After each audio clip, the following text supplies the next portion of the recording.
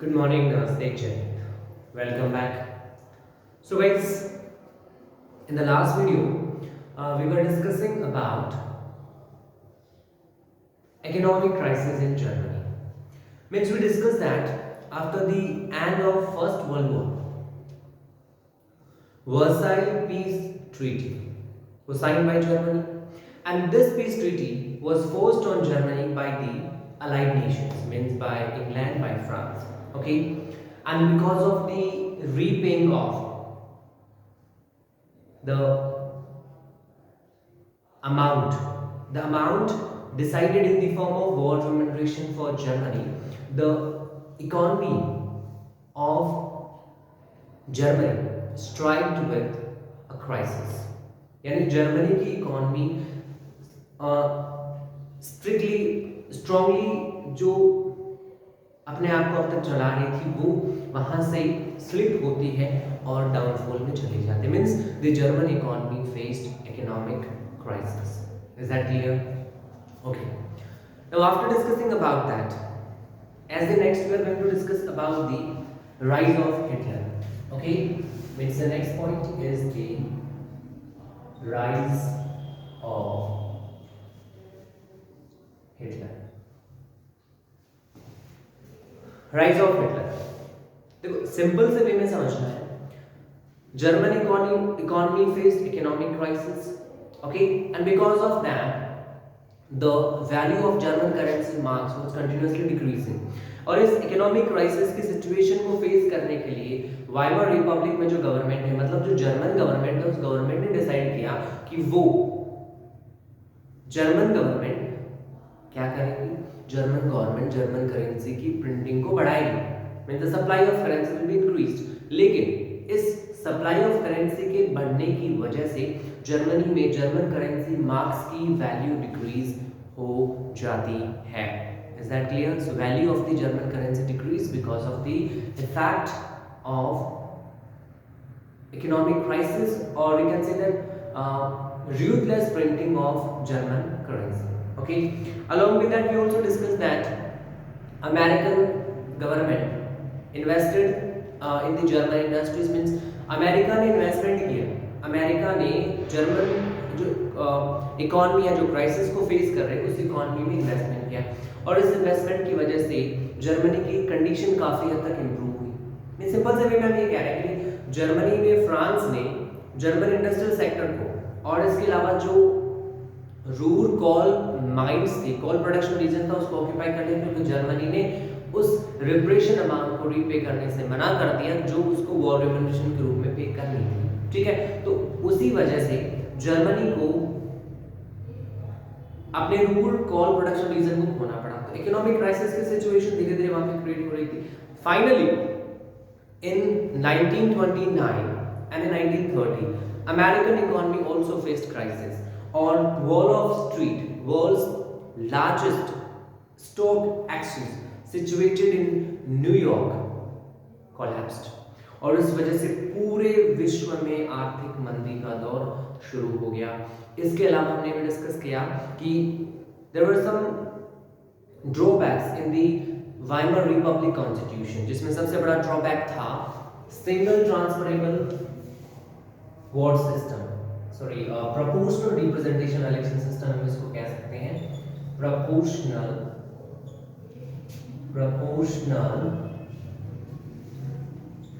Representation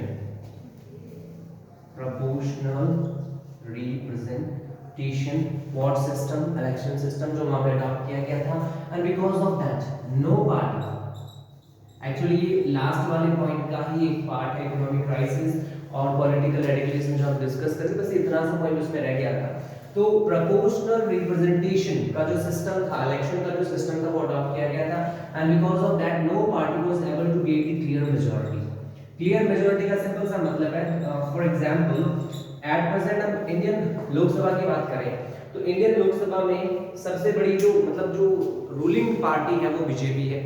अब BJP के पास में एट प्रेजेंट 300 से भी प्लस सीटें हैं, लगभग 303 सीट्स बीजेपी अपने खुद के लिए स्कोर इस इलेक्शन में कर पाई थी. ठीक है, अब उसके लिए क्लियर मेजॉरिटी है, मतलब सिंपल सी बात है, there are 543 elected members in Lok Sabha okay, इसको हम डिवाइड करें 2 से तो लगभग कितना रिजल्ट आएगा इसमें 543 डिवाइडेड विद 2, तो ये आएगा 271। ओके, 271.5 और टोटल हो जाएगा 272। Means any party who is scoring 272 seats in the Lok Sabha election will be the winning party. तो यहाँ पे बीजेपी के पास इससे ज्यादा सीटें हैं, इसका मतलब उसके पास क्लियर मेजॉरिटी है. But this kind of thing was not present in the German assembly. Weimar Republic ने जो इलेक्शन का जो सिस्टम अडॉप्ट किया था वो प्रोपोर्शनल रिप्रेजेंटेशन का था, जिसमें एक मिनिमम कोटा डिसाइड किया जाता है और वो मिनिमम कोटा डिसाइड करने वाला मेंबर ही विनिंग मेंबर होता है. तो इसका मतलब ये हुआ कि वाइमर रिपब्लिक के इस प्रोपोर्शनल रिप्रेजेंटेशन सिस्टम को by the way I will explain you the proportional representation system in 10th standard. ठीक है, अभी हम सिर्फ इसको इसी वे में समझ लेते हैं. ओके, तो प्रोपोर्शनल रिप्रेजेंटेशन सिस्टम के अडॉप्शन की वजह से जर्मनी में क्लियर मेजॉरिटी वाइमर रिपब्लिक में किसी भी पार्टी को नहीं मिल पाई थी.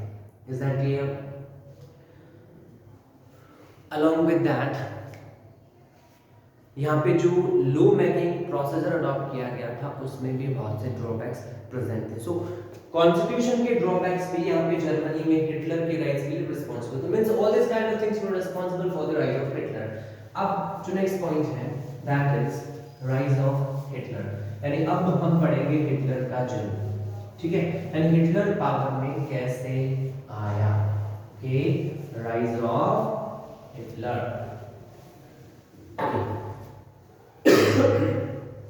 So there was a situation of economic crisis, and along with that there was a situation of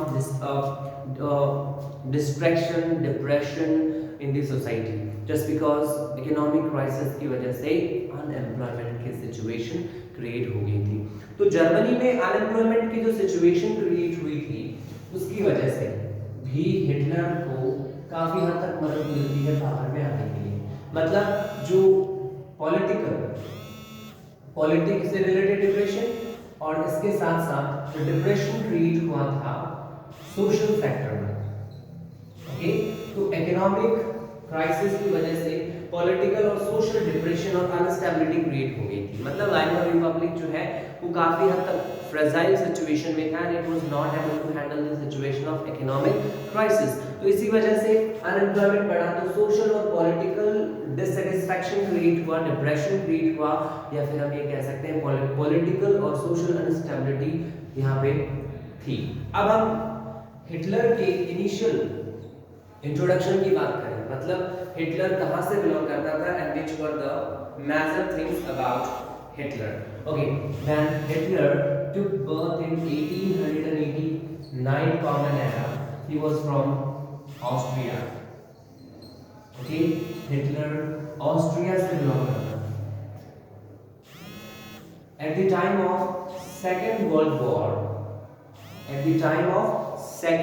World War, Hitler joined the German army. Okay, or we can say that Allied group जो Axis nations का group था, in that Axis nations group Austria and Germany both were present. तो Hitler joined the army in youth. मतलब जैसे ही वो जवान होता है तो हिटलर आर्मी ज्वाइन करता है. Okay, and with the defeat of Germany in the First World War and the provisions of Versailles Peace Treaty, Hitler was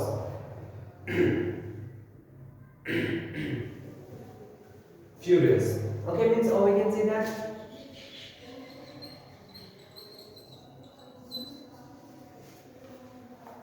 Hitler इस बात से बहुत नाराज था कि जर्मनी इस युद्ध में हार गया, और इससे भी बड़ी नाराजगी उसके लिए वर्साइल पीस ट्रीटी के प्रोविजंस थे. देखो सिंपल सी बात है, हिटलर मिलिट्री यानी सैनिक प्रवृत्ति का आदमी था. ठीक है, और हिटलर के लिए सेना की जीत, युद्ध, ये बहुत इंपॉर्टेंट पॉइंट्स थे. ठीक है, और यहाँ पे फर्स्ट वर्ल्ड वॉर में इसका हारना जर्मनी का हारना और वर्साइल पीस ट्रीटी के provisions. As I told you, Versailles peace treaty was a derogatory treaty for Germany, जिसमें जर्मनी के जो रीजंस थे उनको फ्रांस डेनमार्क के अंडर दे दिया गया और ये कहा गया कि जब तक ये वो पैसा पे नहीं करेंगे जो वॉर रेमुनरेशन के रूप में डिसाइड किया गया है, तब तक ये सारी सेनाएं इन्हीं जगहों पर बनी हुई रहेंगी। तो जर्मनी के लोगों के लिए, इवन फॉर हिटलर, किसी भी दूसरे देश की सेना उस देश की सीमा में रहे, जर्मनी की सीमा में रहे, वो एक बहुत ही बड़ा डेरोगेटरी पॉइंट था। मतलब आप ये कह सकते हो कि इररेस्पेक्टफुल मैटर था, वो उनकी सम्मान के खिलाफ था। तो इसी वजह से हिटलर बहुत नाराज था because of the provisions of Versailles peace treaty and with the defeat of Germany in the second world war. Okay, तो यहाँ पे हिटलर आर्मी में था। Okay, and then in 1919 common era, in 1919 common era, after the defeat of Germany in the first world war, he joined a group named German workers party। Okay, तो यहां से युद्ध का सारा सिस्टम खत्म हो गया। उसके बाद वाइमर रिपब्लिक का एस्टैब्लिशमेंट हुआ, मतलब डेमोक्रेटिक फॉर्म ऑफ गवर्नमेंट का एस्टैब्लिशमेंट हुआ। And because of the establishment of that he joined a political party, he joined a political group named German workers party in 1919 common era as a member of this party. But as we know that Hitler एक ऐसी tendency का आदमी था, वो हमेशा हर एक चीज को लीड करना चाहता था और इसी वजह से subsequently he increased his influence on the German workers party. Okay, and finally he became the leader. Okay, और we can say that he became the head of this party high command का नाम सुना है? तो वो लीडर बन गया, party high command बन गया German workers party. Okay, and he renamed this party as the National Socialist German Workers Party। Okay, he renamed this German Workers Party as the National Socialist German Workers Party। Okay, and this party in future became famous with the name of Nazi Party। तो nationalist socialist German workers party आगे चलकर सिर्फ Nazi है ना, नाम national से N A निकल गया और यहाँ से जर्मनी से जी निकला, तो इन दिस वे नाजी। तो आई थिंक अब आपके माइंड में क्लियर हो गया होगा कि हिटलर शुरुआत से मतलब जन्म से लेकर के पावर तक कैसे पहुंचता है। तो यहाँ उसके बिगिनिंग का मतलब ये उसकी पावर तक पहुंचने का फर्स्ट स्टेप था। So first of all, he took birth in Austria in 1889, joined the military, okay, and with the defeat of Germany in Versailles Peace Treaty, with the provisions of Versailles Peace Treaty, he got furious, okay. He joined the German Workers Party in 1919 Common Era and subsequently became the leader of this party। और leader बनने के बाद इसने इस party को rename किया and he rename this party as the national socialist German workers party. Okay, national socialist German workers party. Okay, अब देखिए आगे कैसे हिटलर इस पार्टी का सर्वेसर्वा बनता है और ये पार्टी इलेक्शन में जर्मनी में जीतती है। ओके, सो गाइस हिटलर सर्वेसर्वा बना और उसने इस पार्टी का नाम चेंज किया, मतलब आगे चल करके वो नाजी पार्टी के नाम से फेमस हुआ। ओके, अब हिटलर ने अपनी तरह से एडमिनिस्ट्रेशन को चलाने के लिए इन 1923 he decided or he planned to seize the power in Bavaria state. Okay, मतलब सिंपल सा पॉइंट है, हिटलर ने ट्राई किया कि वो गवर्नमेंट को अपने हिसाब से चलाए, और गवर्नमेंट को अपने हिसाब से चलाने के लिए गवर्नमेंट को कंट्रोल करना चाहिए. So here Hitler decided to control the power, to seize the power, okay, in Bavaria. But finally his power, his effort was crushed, okay, and Hitler was punished, okay, he sent to prison, he was sent to jail, okay, उसको jail भेज दिया गया, Hitler को jail भेज दिया गया. Is that clear? Okay, so Hitler was sent to prison, Hitler was sent to jail, okay, यानी Hitler ने 1923 में प्लान किया कि वो अपने हिसाब से गवर्नमेंट को चलाएगा, यानी वो गवर्नमेंट को कंट्रोल करने के लिए पावर को अपने हाथों में लेगा, और इसीलिए उसने बवेरिया में ऐसा एफर्ट किया, but this effort was failed, okay, and this effort of Hitler was crushed by the Weimar Republic government, and in this way he was sent to prison, but later he was released, okay, यानी यहाँ पे उसको गिरफ्तार कर लिया गया, लेकिन आगे चल करके उसको छोड़ दिया गया, okay. तो यहाँ तक उनके पास में पब्लिक सपोर्ट नहीं था, बट after 1928, from 1929 and 1930, 1931, 1932, जैसे हमने कल डिस्कस किया था, Germany face the economic crisis, great economic depression, okay. So at this time the party got mass support, means the Nazis mobilized popular support in 1930 after the beginning of Great Depression, Great Economic Crisis in Germany. यानी जैसे ही America का stock exchange collapse होता है, पूरे world में economic crisis create होते हैं, और इसी वजह से हमने जैसे कि लास्ट क्लास में डिस्कस किया था, जर्मनी का इंडस्ट्रियल प्रोडक्शन की लगभग 40% डिक्रीज हो जाता है, means there was situation of economic depression. So because of that the Nazis got an opportunity to accumulate mass support for the Nazi party, और इसके लिए इसके एग्जांपल हम इस बात से ले सकते हैं that in the election of 1929, जो राइनलैंड में जो इलेक्शंस हुए थे, the Nazi party, national socialist German party और Nazi party got 2.6% votes, but in the election of 1930 this party was the biggest party with 37% votes in the election.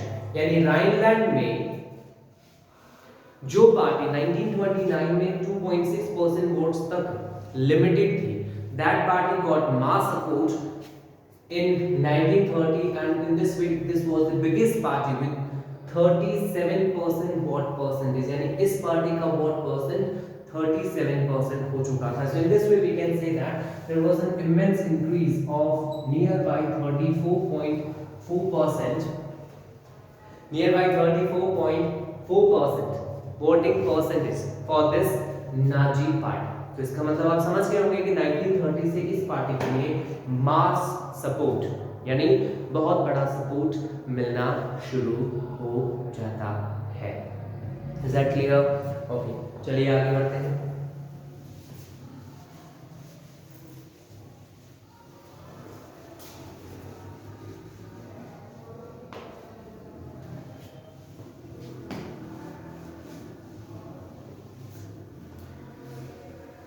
Okay,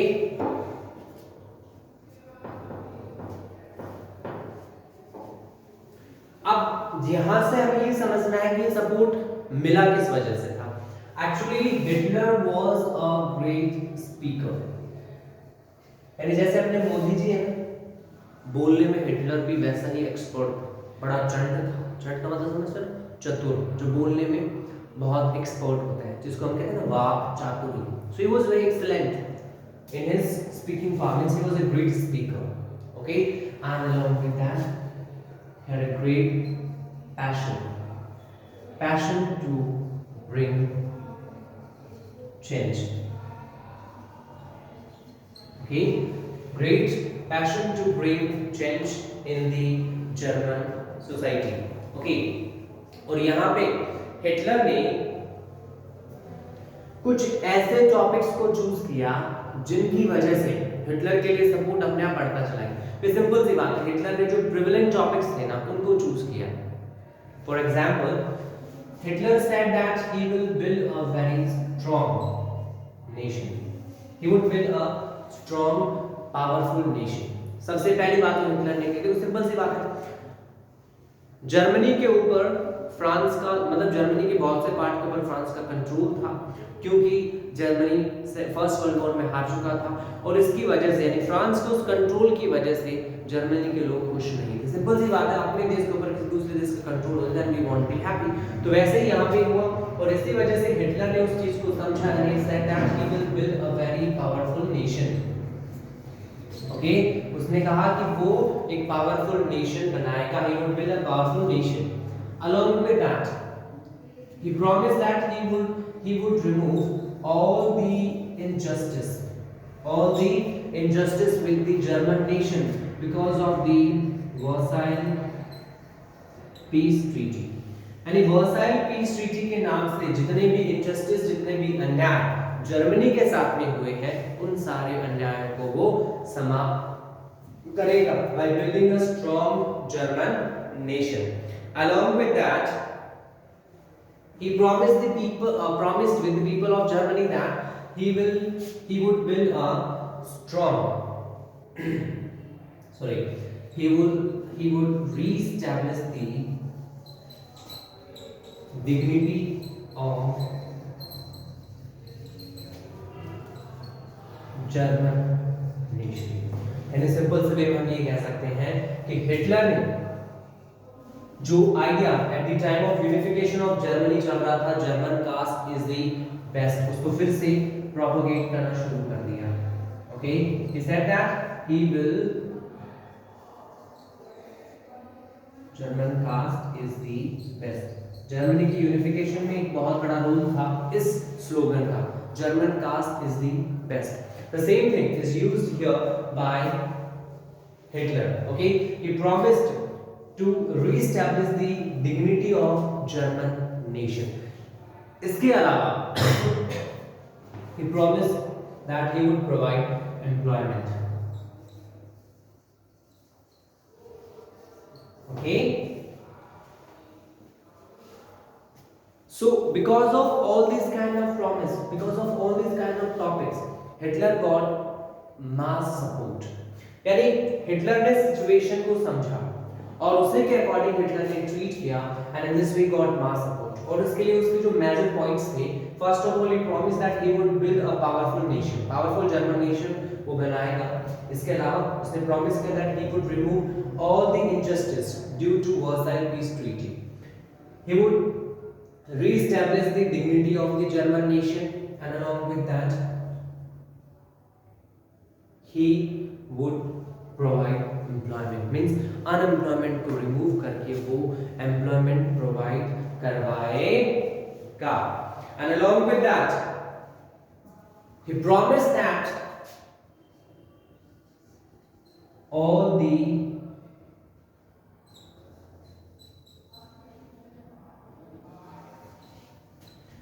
foreign influence would be removed। उसने ये भी promise किया कि जो foreign influence Germany के ऊपर create हुआ है, उस फॉरेन इन्फ्लुएंस को भी वो हटा देगा। And in this way the Nazi party organised many rallies. Okay, and in these rallies they form a tradition, एक परंपरा को उन्होंने फॉलो किया। कौन सी परंपरा? Holding the red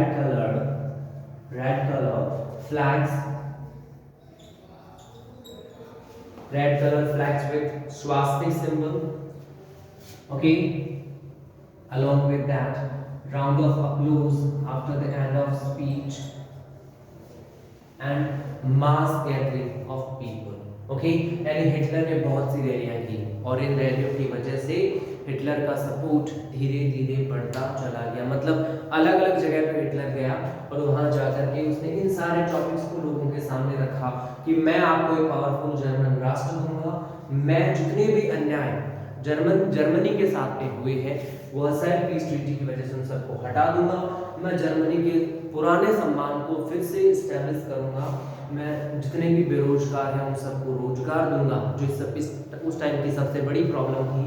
and along with that जो फॉरेन इन्फ्लुएंस मतलब फ्रांस का जो अधिकार हमारे देश के ऊपर इस्टेब्लिश है, मैं उस इन्फ्लुएंस को हटा दूंगा और जर्मनी के जितने भी जो स्टेट्स फ्रांस के या किसी भी फॉरेन कंट्री के अंडर है उन सबको मैं फ्री करवाऊंगा।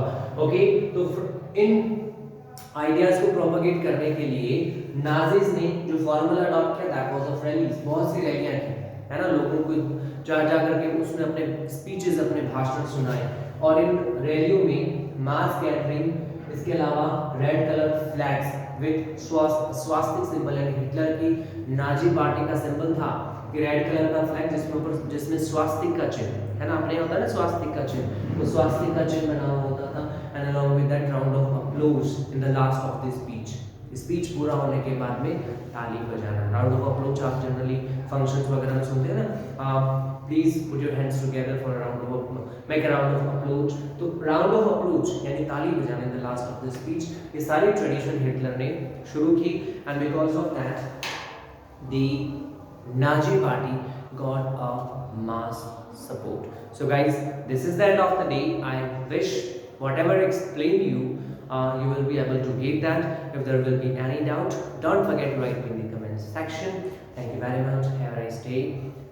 Jai Hind, Jai Bharat.